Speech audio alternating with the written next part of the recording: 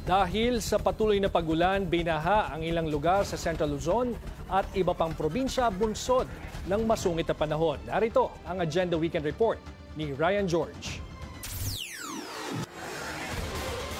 Binaha ang ilang lugar sa Bataan dahil sa walang patid na ulan ngayong weekend. Nakakaranas ng pagtaas ng tubig sa barangay Poblasyon, Ipag, San Isidro at Balon Anito sa Maribeles. May mga bata pang naligo at nagtampisaw sa baha. Sabi ng mga residente, sanay naman sila sa baha at handa naman daw silang lumikas kapag tumaas pa ang tubig. Dito talagang malaki na.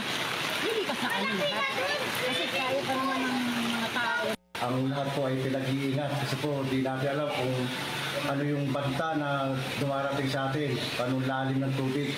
Sa mga bata naman na lumalangoy dyan sa atin kanina, nakita naman natin, siyempre nakakabahala.